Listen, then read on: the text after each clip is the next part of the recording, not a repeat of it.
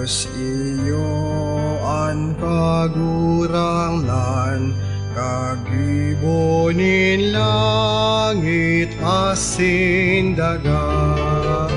Umawon kagurangnan, magawit sa Diyos.